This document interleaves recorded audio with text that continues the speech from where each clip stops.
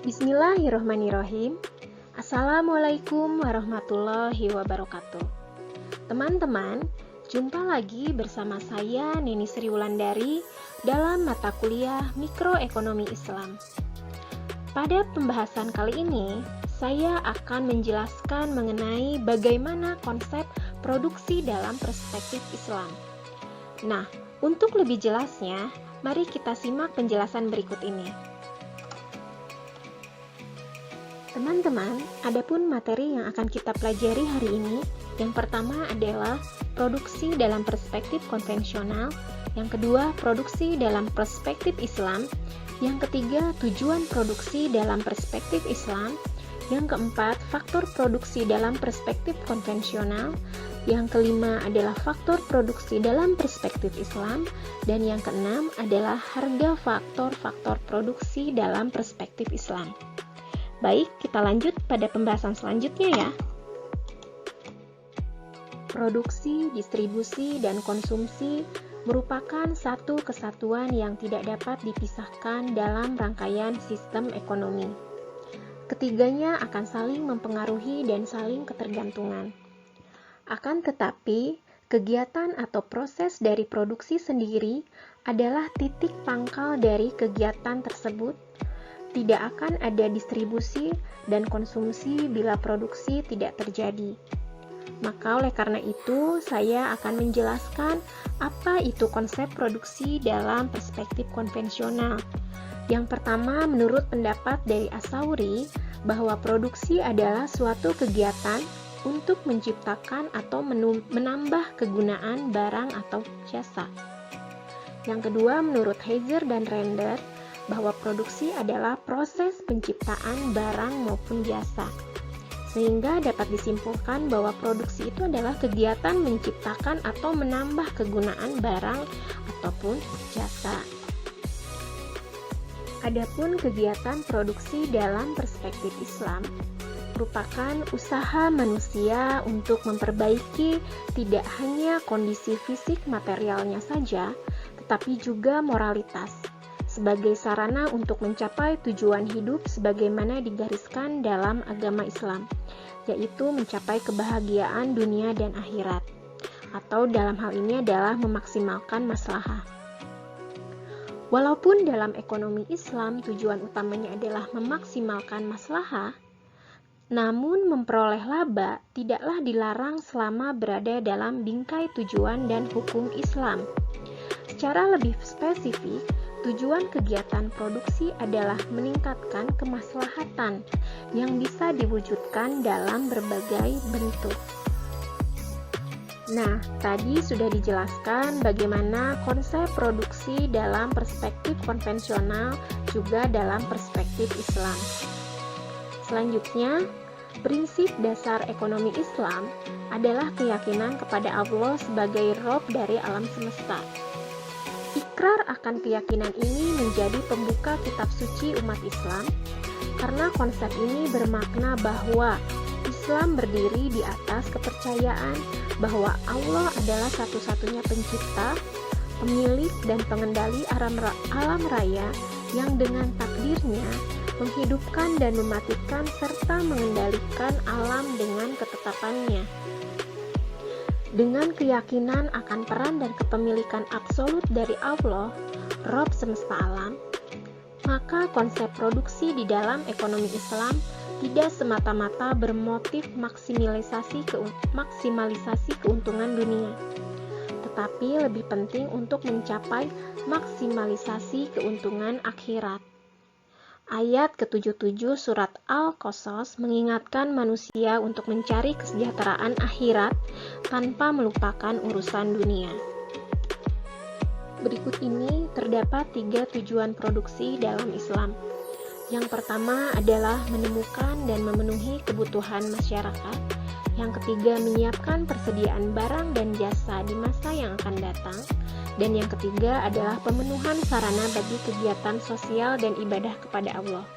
Jadi dalam Islam, produksi itu tidak hanya semata-mata untuk memenuhi kebutuhan masyarakat saja dalam bentuk barang ataupun jasa, tapi juga memenuhi kebutuhan masyarakat untuk kegiatan sosial dan juga ibadah kepada Allah. Nah, pembahasan selanjutnya adalah mengenai faktor-faktor produksi. Dalam konsep konvensional bahwa faktor produksi itu ada 4. Yang pertama adalah alam, kedua tenaga kerja, ketiga modal, dan keempat adalah kemampuan atau skill. Namun menurut Cordowi, faktor produksi itu hanya ada 2. Yang pertama adalah alam, yang ketiga adalah tenaga kerja. Lalu mengapa modal tidak dimasukkan? Karena modal dalam bentuk alat dan prasarana adalah hasil dari kerja. Nah, modal itu adalah hasil kerja yang tersimpan. Maka modal tidak dapat dimasukkan ke dalam faktor produksi. Faktor produksi dalam Islam memiliki 4 faktor. Hal ini sama dengan faktor produksi dalam konsep konvensional, namun sangat berbeda maknanya. Yang pertama adalah faktor tanah. Dalam Al-Quran dan Sunnah banyak memberikan tekanan pada pembudidayaan tanah secara baik. Perintah untuk memproduktifkan lahan kosong dan mengambil lahan kosong apabila dalam tempo 3 tahun tidak digunakan, maka tanah boleh digunakan dalam rangka memaksimalkan kesejahteraan masyarakat sebagai prinsip dasar ekonomi Islam. Faktor tenaga kerja. Dalam Islam, tenaga kerja bukan hanya suatu jumlah usaha atau jasa yang abstrak yang ditawarkan untuk dijual pada pencari tenaga kerja. Mereka yang mempekerjakan buruh punya tanggung jawab moral dan sosial. Yang ketiga adalah faktor modal. Islam mengharamkan penimbunan modal dan harus segera dibelanjakan. Modal harus berputar, mengharamkan peminjaman modal dengan cara menarik bunga, lalu mewajibkan zakat, dan juga tidak boleh menggunakan modal dalam produksi secara boros. Yang keempat adalah faktor manajemen atau organisasi. Organisasi memerankan peranan penting dan dianggap sebagai faktor produksi yang paling penting. Dalam organisasi tentu ada yang menjalankan, dan dalam bisnis yaitu seseorang usahawan.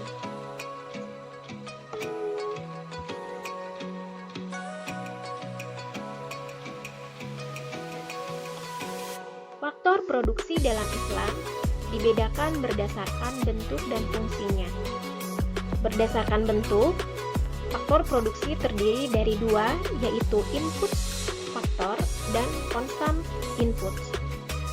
Input faktor adalah input yang tidak habis dalam proses produksi atau biasa disebut physical capital, atau contohnya adalah gedung bangunan ya untuk produksi, kemudian mesin gitu ya, itu juga tidak habis dalam proses produksi. Lalu yang kedua adalah konsum input, yaitu input yang dikonsumsi dalam proses produksi dan kehilangan sifat dan bentuk aslinya.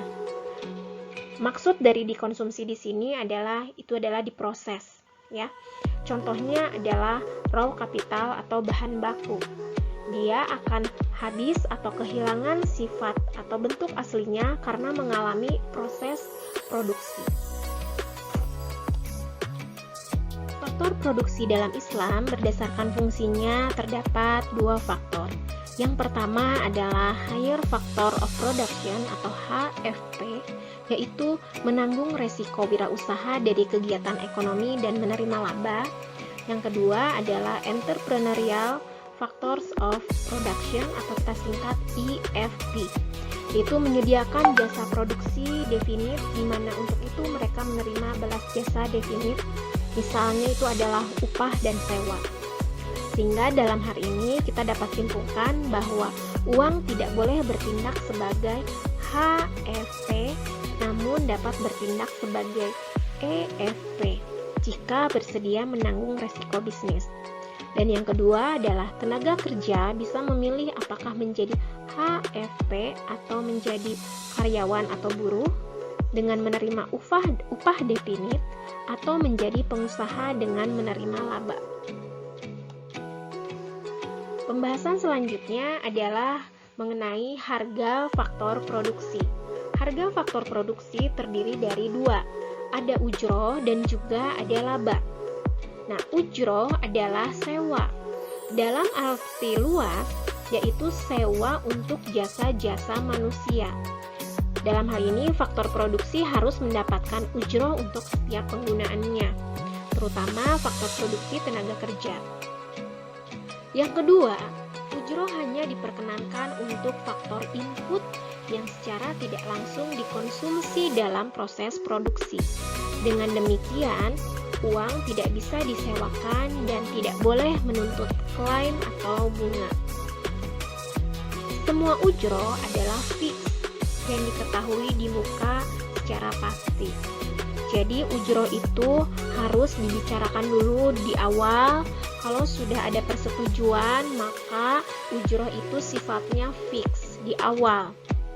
Jadi diketahui di muka secara pasti. Dan juga ujroh selalu positif, karena jasa atau manfaat mereka disewa adalah positif. Kita mendapatkan manfaat dari jasa atau dari tenaga dari tenaga kerja itu adalah artinya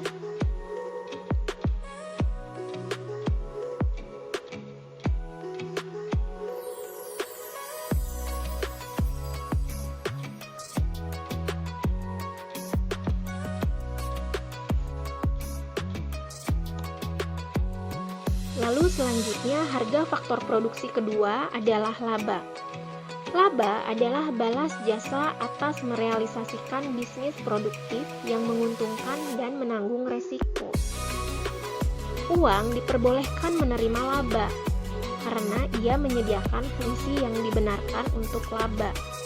Jadi dalam proses produksi, ketika kita mengambil laba, itu diperbolehkan. Lalu seluruh laba adalah tidak pasti, tidak diketahui di muka ataupun ditentukan fix di muka. Artinya adalah bahwa laba itu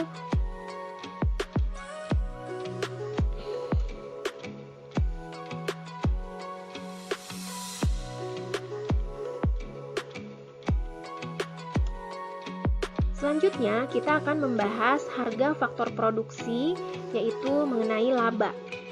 Laba adalah balas jasa atas merealisasikan bisnis produktif yang menguntungkan dan menanggung resiko. Uang diperbolehkan menerima laba karena ia menyediakan fungsi yang dibenarkan untuk laba. Seluruh laba adalah tidak pasti, tidak diketahui di muka ataupun ditentukan fix di muka. Oleh karena itu, HFP dan IFP hanya menerima ujroh dan tidak menanggung resiko. IFP hanya dapat mengklaim laba dengan cara menanggung resiko. Demikianlah materi yang dapat saya sampaikan mengenai konsep produksi dalam Islam. Sebetulnya materi ini terdiri dari dua bagian. Ini adalah materi yang pertama dan akan dilanjut dengan materi yang kedua. Oleh karena itu, saya ucapkan terima kasih. Jazakumullah khairan katsiran. Sampai bertemu di materi kedua selanjutnya.